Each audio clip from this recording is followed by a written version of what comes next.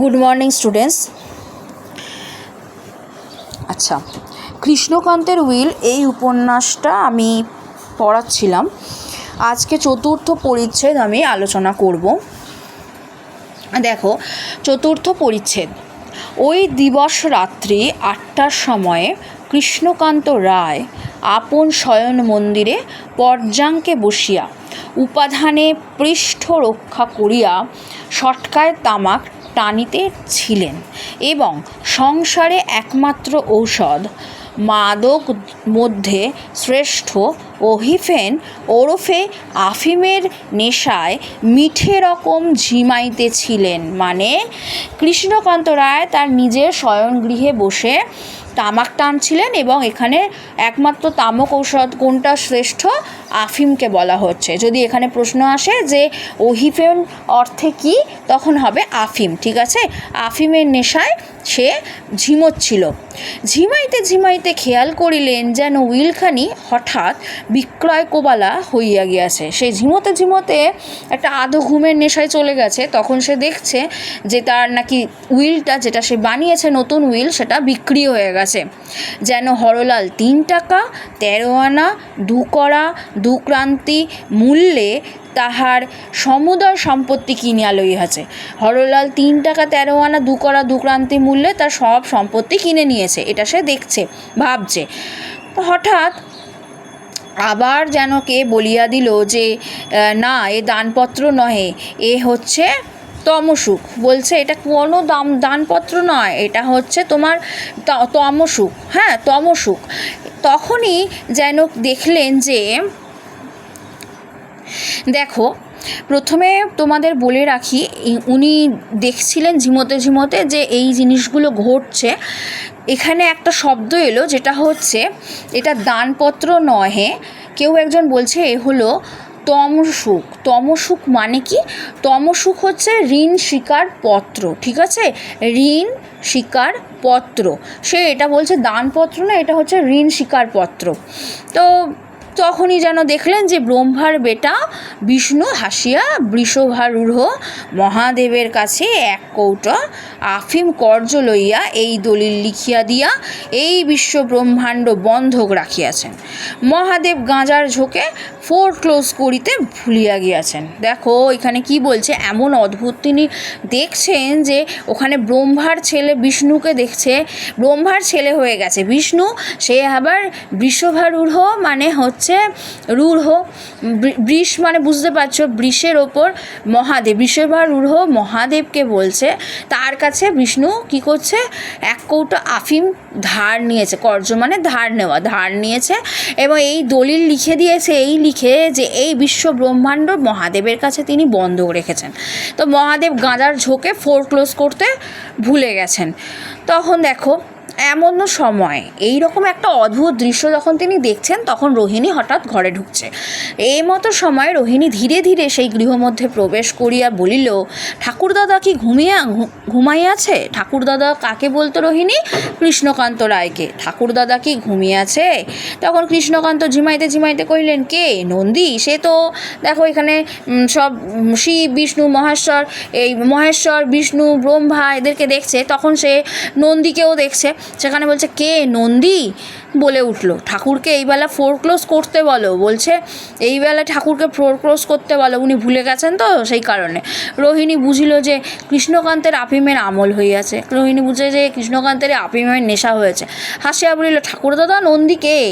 তখন কৃষ্ণকান্ত ঘাড় না তুলিয়া বলিলেন, ঠিক বলেছ, বৃন্দাবনে গোয়ালাবাড়ি মাখন খেয়েছে। বৃন্দাবনে তো গোয়ালাবাড়ি মাখন খেয়েছে, আজও তার কড়ি দেয় নাই, কড়িটা এখনও দেয়নি। রোহিণী খিলখিল করিয়া হাসিয়া উঠিল। তখন কৃষ্ণকান্তের চমক হইল, মাথা তুলিয়া দেখিয়া বলিলেন, সে কি ভুল কথাবার্তা বলছে। তো কে? ও অশ্বিনী ভরণী কৃত্তিকা রহণী। বলছে তুমি কে? অশ্বিকা রহণী ভরণী, অশ্বিনীর ভরণী কৃত্তিকা, এই উপমায় ভূষিত করেছে রোহিণীকে, কৃত্তিকা রোহিণী। তখন রোহিণী উত্তর করিল, মৃগশিরা আর্দ্রা পুনর্বসু পুষ্যা, মৃগশিরা বুঝতেই পারছো হরিণীর সাথে নিজেকে বলছে। তখন কৃষ্ণকান্ত বলছে অশ্লেষা মঘা পূর্ব ফাল্গুনি, মানে আজকে এই মাঘের পূর্ব ফাল্গুনি এইরকম বলছে। তখন রোহিণী বলছে ঠাকুরদাদা আমি কি তোমার কাছে জ্যোতিষ শিখতে এসেছি? তখন কৃষ্ণকান্ত বলছে তাই তো, তবে কি মনে করিয়া এসেছো? আফিঙ্গ চাই না তো? বলছে আফিম চাই না তো? তখন রোহিণী বলছে যে সামগ্রী প্রাণ ধরে দিতে পারবে না তার জন্যে কি আমি এসেছি? বলছে ওই আফিম তুমি আমাকে প্রাণ থেকে দিতে পারবে না, মন থেকে দিতে পারবে না, আমি তার জন্য আসিওনি, আমাকে কাকা পাঠিয়ে দিয়েছেন তাই এসেছি। কাকা বলতে এখানে ব্রহ্মানন্দের কথা বলা হয়েছে। তখন কৃষ্ণকান্ত বলছে এই তবে আফিমেরই জন্য, তার মানে তুমি ওই আফিমের জন্যেই এসেছো, ব্রহ্মানন্দ পাঠিয়েছে? রোহিণী বলছে না ঠাকুরদাদা না, তোমার দিব্য, বলছে আমি তোমার দিব্যি তার জন্য আমাকে পাঠায়নি, আফিঙ্গ চাই না, আমার আফিম চাই না। কাকা বললেন যে উইল আজ লেখাপড়া হয়েছে তাতে তোমার দস্তখত হয় নাই, যে উইল আজকে লেখাপড়া হয়েছে, রোহিণী বলছে তাতে তুমি তো দস্তখত মানে সই করনি, সই করা হয়নি। তখন কৃষ্ণকান্ত বলছে সে কি, আমার বেশ মনে পড়িতেছে যে আমি দস্তখত করিয়াছি। তখন কৃষ্ণকান্ত বলছে আমার তো বেশ মনে পড়ছে আমি দস্তখত করেছি। তখন রোহিণী বলছে না, কাকা কহিলেন যে না, কাকা কহিলেন তাহার যেন স্মরণ হচ্ছে, কাকার মনে হচ্ছে যে তুমি যাতে দস্তখত করো নাই। ভালো সন্দেহ রাখায় দরকার কি, ভালো সন্দেহ রাখার দরকার কি, তুমি কেন সেখানে খুলে একবার দেখো না, তুমি একবার তোমার কাছে যে উইলটা আছে যেটা সই করিয়েছো তো সেইটা তুমি একবার নিজে তো করেছো সই, তুমি একবার খুলে দেখেই নাও। কৃষ্ণকান্ত বলছে বটে, তবে আলোটা ধরো দেখি। তখন বলছে বটে, তাহলে আলোটা ধরো দেখি। বলিয়া কৃষ্ণকান্ত উঠিয়া উপাধানের নিম্ন হইতে একটি চাবি, সে যেখানে শুয়েছিল সেই বসেছিল উপবেশন করা, উপাদান বলছে এখানে উপবেশন মানে বসেছিল, সেইখানে একটা চাবি নিল, ঠিক আছে,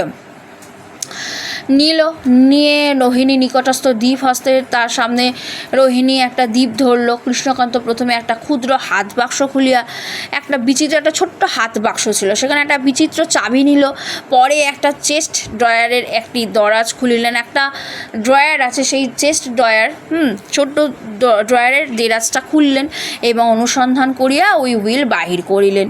পরে বাক্স হইতে চশমা বাহির করিয়া নাসিকার উপর সংস্থাপনের উদ্যোগ করিতে লাগলেন, এবার চশমা পরার জন্য উদ্যত হলেন, কিন্তু চশমা লাগাইতে লাগাইতে 2-4 বার আফিমের ঝিমকিনি আসিল, সুতরাং তাহাতে কিছুকাল বিলম্ব হইল। এমন ঝিমুনি এলো যে তাতে কিছুটা বাক্স খুলে উইল বের করতে তার দেরি হয়ে গেল। পরিশেষে চশমা সুস্থির হইলে কৃষ্ণকান্ত উইলে নেত্রপাত করিয়া দেখিয়া হাস্য করিয়া কহিলেন রোহিণী আমি কি বুড়ো হইয়া বিহবল হইয়াছি? এই দেখো আমার দস্তখত। বলছে রোহিণী দেখো আমার দস্তখত আছে, আমি একদম বিহবল হয়ে যাইনি বুড়ো হয়ে গিয়ে।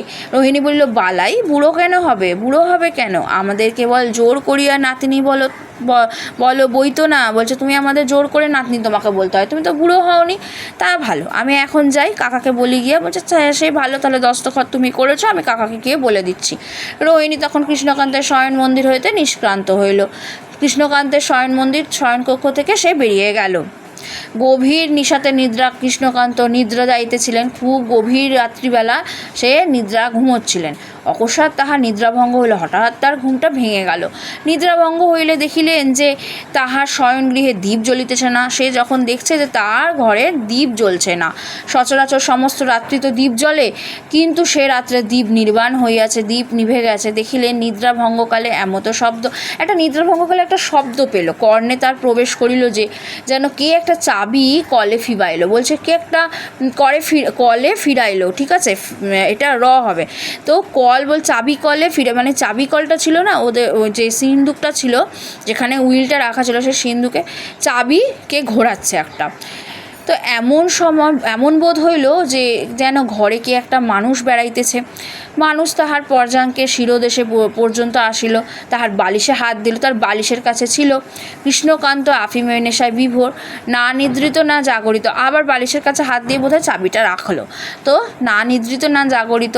বড় কিছু হৃদয়ঙ্গম করিতে তিনি পারিলেন না, কিছু বুঝতে পারলেন না। ঘরে যে আলো নাই তাহাও ঠিক বুঝতে পারছে না যে ঘরে আলো নেই। কখনো অর্ধনিদ্রিত, কখনো অর্ধে সচেতন, কখনো আধো ঘুমে আছেন, কখনো আধো সচেতন, এমনই আফিমের নেশায় তাকে ধরেছে। সচেতনও চক্ষু খুলে না। একবার দৈবাত চক্ষু খুলিবার কতকটা অন্ধকার বোধ হইল বটে, কিন্তু কৃষ্ণকান্ত তখন মনে করিতেছিলেন যে তিনি হরি ঘোষের মোকদ্দমায় জাল দলিল দাখিল করায় জেলখানায় গিয়াছেন। হরি ঘোষের মোকদ্দমায় জাল দলিল যেহেতু তিনি করেছেন, সেই জন্য তাকে নাকি জেলখানায় রাখা হয়েছে। তার ঘরটা এতটাই অন্ধকার, জেলখানা ঘোর অন্ধকার। কিছু পরে হঠাৎ যেন চাবি খোলার শব্দ অল্প কানে গেল। এ কি জেলের চাবি পড়িল? বলছে এ কি জেলের চাবি পড়িল? হঠাৎ একটু চমক হইল। কৃষ্ণকান্ত সটকা হাতড়াইলেন, পাইলেন না। অভ্যাসবশত ডাকিলেন হরিকে। হরি ছিল কৃষ্ণকান্তের খানসামা, ঠিক আছে? সে কৃষ্ণকান্তের সাথে সাথে থাকতো, তো তাকে ডাকলো হরি বলে। কৃষ্ণকান্ত অন্তঃপুরে শয়ন করিতেন না। কোথায় শয়ন করিতেন? বহির্বাটিতেও শয়ন করিতেন না, আবার অন্তঃপুরেও করিতেন না। উভয়ের মধ্যে একটা ঘর ছিল, সেইখানে তিনি থাকতেন। তো সেই ঘরে তিনি শয়ন করিতেন। সেইখানে হরি নামক একজন খানসামা তার প্রহরী স্বরূপ ছিল। তার প্রহরী রূপে সে থাকতো, সবসময় কৃষ্ণকান্তের সাথে থাকতো, শয়ন করিত। তা আর কেহ না, কৃষ্ণকান্ত তাহাকেই ডাকিলেন হরি। কৃষ্ণকান্ত বারেক মাত্র হরিকে ডাকিয়া কি হলো, আবার আফিমের ভোর হইতে ঝিমাইতে লাগিলেন। আসল উইল তাহার গৃহ হইতে সেই অবসরে, সেই সময় আসল উইল কি হলো, অন্তর্হিত হলো ঘর থেকে। আসল উইল নিয়ে বেরিয়ে গেছে কে, বোঝাই যাচ্ছে রোহিণী। আর জাল উইল তৎপরিবর্তে স্থাপিত হলো। আসল উইল যেখানে ছিল সেখানে জাল উইলটা রাখা হলো, ঠিক আছে? চলে যাচ্ছি পঞ্চম পরিচ্ছেদে। দেখো এবার পঞ্চম পরিচ্ছেদে কিন্তু রোহিণী কার্যটা করে ফেললো চতুর্থ পরিচ্ছেদে।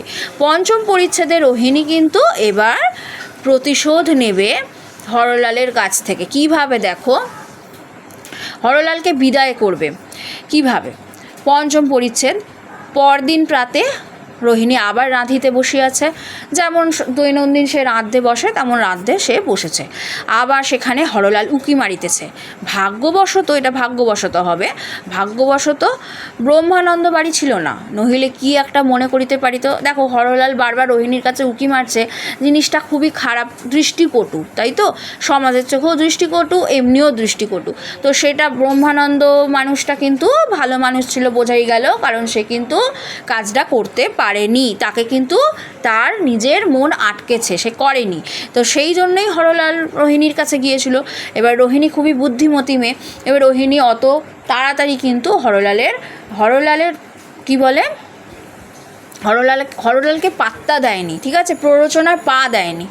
এবার দেখো ভাগ্যবশত ব্রহ্মানন্দ তো বাড়িতে ছিল না, নহিলে কি একটা মনে করিতে পারিত যে হরলাল কেন রোহিণীর কাছে এসেছে, একটা দৃষ্টিকটু, যেহেতু সে ব্রহ্মানন্দের ভাতৃকন্যা ছিল। হরলাল ধীরে ধীরে রোহিণীর কাছে গেল। রোহিণী বড় চাহিয়া দেখে না, রোহিণী খুব একটা তার দিকে তাকালো না। আগে দেখতো কিন্তু এখন দেখলো না, কারণ সে তো হরলালকে কাকা বলে সম্বোধন করত। হরলাল বলিল, চাহিয়া দেখো হাড়ি ফাটিবে না। বলছে চাহিয়া দেখো হাড়ি তোমার ফাটবে না। সে রাঁধছে, বলছে তুমি আমার দিকে একবার তাকাও, তোমার হাড়ি ফেটে যাবে না। রোহিণী চাহিয়া দেখিয়া হাসিল। হরলাল বলল, কী করিয়াছ? তখন রোহিণী অপহৃত উইল আনিয়া হরলালকে দেখিতে দিল। বলছে সে যে চুরি করে এনেছিল যে উইলটা, সেটা হরলালকে দেখতে দিল। হরলাল পড়িয়া দেখিল আসল উইল বটে। তখন সে দুষ্টের হাসি ধরে না। তখন দুষ্ট বলতে কেন, হরলাল সেই উইলটা দেখে তার হাসি আর ধরে না। উইল হাতে করিয়া জিজ্ঞাসা করলো, কী প্রকারে আনিলে? বলছে কী করে তুমি নিয়ে এলে? তখন রোহিণী সে গল্প আরম্ভ করিল। প্রকৃত কিছুই বলিল না। সে আনন্দে যে উইলটা নেবে তা নয়, তার নানা প্রশ্ন জাগলো মনে, যে কী প্রকারে তুমি আনিলে। তখন রোহিণী বলছে, সে গল্প আরম্ভ করলো। প্রকৃত কিছুই বলল না, একটা বড় উপন্যাসের মতো একটি মিথ্যা উপন্যাস বলিতে লাগিল। বলিতে বলিতে সে হরলালের হাত হইতে উইলখানা লইয়া দেখাইল। হরলালের হাত থেকে সে উইলখানা নিয়ে নিল, লইয়া দেখাইল কী প্রকারে কাগজখানা একটা কলমদানের ভিতর। মানে ও আবার, হরলাল যেমন দেখো বুদ্ধিমতী মেয়ে ছিল এই রোহিণী, হ্যাঁ, সে হরলালের হাতে কিন্তু উইলটা দেওয়ার পরেও কিন্তু কিভাবে উইলটা আদায় করলো। দেখো কী প্রকারে সে যে চুরিটা করেছে, সেই যে একটা মিথ্যে গল্প ফাঁদলো, সেইটাই দেখাচ্ছে যে কাগজটা, উইলখানা তার হাতে ছিল, কীভাবে একটা কলমদানির ভিতর পড়িয়াছিল, এইসব দেখাচ্ছে। নিয়ে উইলটা কী করলো, উইল চুরির কথা শেষ হইতে না হইতে রোহিণী হঠাৎ উইলখানা হাতে করিয়া উঠে গেল। তার হাতে উইলটা যেই চলে এলো হরলালের হাত থেকে, তখন সে কী করলো, নিয়ে চলে গেল। যখন সে ফিরিয়া আসিল, তখন তাহার হাতে উইল নাই দেখিয়া হরলাল জিজ্ঞাসা করিল, উইল কোথায় রাখিয়া আসিলে? হরলাল তখন বলছে, তুমি তুমি উইলটা কোথায় রেখে এলে? রোহিণী বলছে তুলিয়া রাখিয়া আসিয়াছি, তুলে রেখে এসেছি। তখন হরলাল বলছে আর তুলিয়া রাখিয়া কি হইবে, আমি এখনই যাইব। বলছে আমি তো এক্ষুনি যাব। তখন রোহিণী বলছে এখনই যাবে, এত তাড়াতাড়ি কেন? বলছে এত তাড়া কিসের? হরলাল বলল আমার থাকিবার জো নাই। রোহিণী বলছে তা যাও। হরলাল বলছে উইল?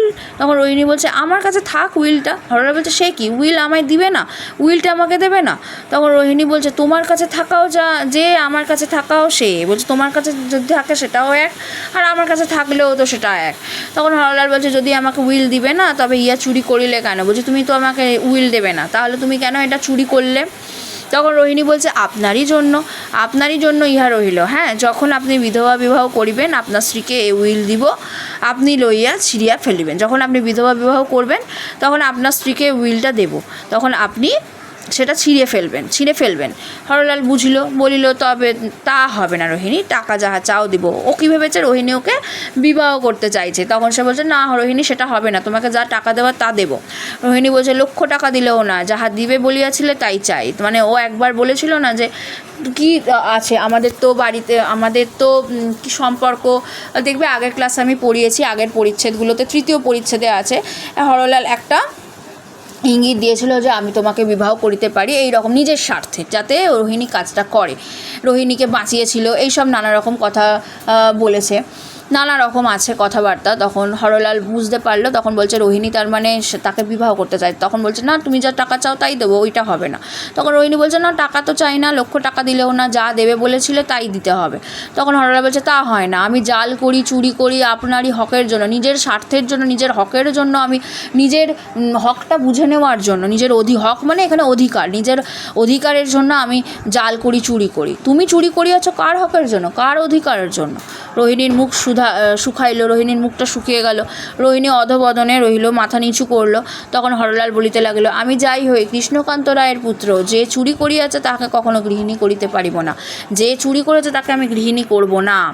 রোহিণী সহসা দাঁড়াইয়া উঠিয়া মাথার কাপড় উঁচু করিয়া, প্রথমে রোহিণী একটুখানি নাটক মতো করলো। তখন রোহিণীকে দেখে কি হরলাল বুঝতে পারলো যে হরলাল এই কথাগুলো বললো তোমাকে গৃহিণী করিতে পারিব না। ও যখন অধবদন হলো তখন নারীর একটা দুর্বলতা সে দেখলো, তখন সে কথাগুলো অনায়াসে বলে গেল অবলীলায়। রোহিণী অত তো দমে যাওয়ার মেয়ে নয়, সে কী করলো, তেমন নারী নয়। তখন রোহিণী সহসা কী করলো, সহসা দাঁড়াইয়া উঠিল, মাথার কাপড় উঁচু করিয়া তুলিয়া হরলালের মুখ পানে চাইয়া বলিল আমি চোর, তুমি সাধু? কে আমাকে চুরি করিতে বলিয়াছিল? কে আমাকে এই চুরি করতে বলেছিল? কে আমাকে বড় লোভ দেখাইল? সরলা স্ত্রীলোক দেখিয়া কে প্রবঞ্চনা করিল? কে যে সঠতার চেয়ে আর সঠতা নাই, যে মিথ্যার চেয়ে আর মিথ্যা নাই, যা ইতরে বর্বরে মুখে আনিতে পারে না, তুমি ইতর বর্বর মানুষ, এই কথাগুলো তুমি আমাকে বলেছিলে, সেই জন্য আমি তোমার কাছে প্রতিশোধ নিলাম। আমি দেখলাম তোমাকে, তুমি কৃষ্ণকান্ত রায়ের পুত্র হইয়া তাই করিলে, তুমি তো নিজে কৃষ্ণকান্ত রায়ের পুত্র, তাহলে তুমি এই যে জিনিসটা করলে ঠিক করলে কি? হায় হায়, আমি তোমার অযোগ্য, আমি যে তোমার অযোগ্য, তোমার মতো নীচ শটকে গ্রহণ করে এমন হতভাগী কেউ নাই, কোনো হতভাগী নেই যে তোমাকে এমন নীচ একটা শট মানুষকে গ্রহণ করে। তুমি যদি মেয়ে মানুষ হইতে তোমাকে আজ যা দিয়া ঘর ঝাঁট দিই তাই দেখাইতাম, তোমাকে না আজ যদি তুমি মেয়ে হতে না যেটা দিয়ে ঘর ঝাঁট দিই মানে ঝাঁটা দেখাইতাম। তুমি পুরুষ মানুষ মানে দূর হও। তখন হরলাল বুঝিল, বিদায় করলো হরলালকে, কিভাবে বুদ্ধি দিয়ে সে বিদায় করলো রোহিণী হরলালকে। হরলাল বুঝিল উপযুক্ত হইয়াছে, মানে বিদায় হইল। যাইবার সময় একটু টিপি হাসিয়া গেল। রোহিণীও বুঝিল যে উপযুক্ত হইয়াছে উভয় পক্ষে। সেও খোঁপাটা একটু আঁটিয়া নিয়া রাঁধিতে বসিল। রাগে খোঁপাটা খুলিয়া গিয়াছিল, তাহার চোখে জল আসিতেছিল। রোহিণীর আত্মসম্মানে লেগেছে, সেই জন্য তার চোখে কিন্তু জল এলো। এই গেল দুটো পরিচ্ছেদের আলোচনা। এইখান থেকে যা প্রশ্ন আসবে আমি তা প্রশ্নোত্তর পর্বে আলোচনা করব। ঠিক আছে, আজকে এই পর্যন্তই। Thank you students, thank you so much.